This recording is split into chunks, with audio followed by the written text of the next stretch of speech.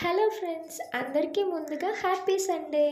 Sunday కదా, ఈరోజు మీ ఇంట్లో స్పెషల్స్ ఏంటి? నాన్ వెజ్ ఉంటుందిలే. సండే వచ్చిందంటే అందరికీ గుర్తొచ్చేది నాన్ వెజే కదా.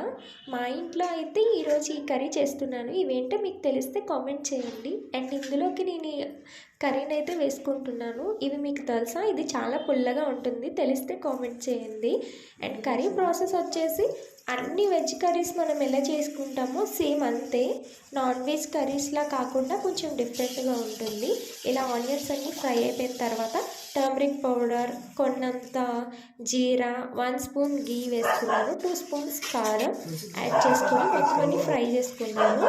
అండ్ ఇందులోకి ఈ పచ్చికూరని అయితే వేసుకున్నాను. మొత్తం అంతా మగ్గించుకోవాలి. మనం లిడ్ పెట్టుకొని ఒక 5 మినిట్స్ వదిలేస్తే మొత్తం ఇలా మగ్గిపోతుంది. ఇందులోకి చిన్న చిన్న పీసెస్గా కట్ చేసుకున్న ఎండు చేపలను అయితే వేసుకోవాలి. ఇవి ఆయిల్లో కూడా ఫ్రై చేయొచ్చు, బట్ మొత్తం అంతా విరిగిపోయి మొత్తం కర్రీలో కలిసిపోతుందేమో అని చెప్పి నేను ఇలా కర్రీ మొత్తం ఫ్రై అయిపోయిన తర్వాత లాస్ట్లో వేసుకున్నాను. ఇప్పుడు ఇందులోకి మీకు నచ్చితే పెరుగు యాడ్ చేసుకోవచ్చు, లేకపోతే మిల్క్ యాడ్ చేసుకోవచ్చు.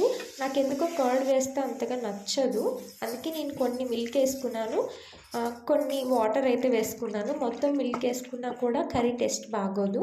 ఇంకా లాస్ట్లో కర్రీ అంతా ప్రాసెస్ అయిపోయింది.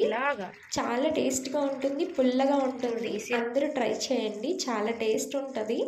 అండ్ ఇందులోకి లాస్ట్లో కొరియాండర్ వేసుకొని లిడ్ క్లోజ్ చేసుకుంటే ఫ్లేవర్ కూడా చాలా బాగుంటుంది. అండ్ ఈ కర్రీ మీరు ఎప్పుడైనా తిన్నారా? తింటే కామెంట్ చేయండి.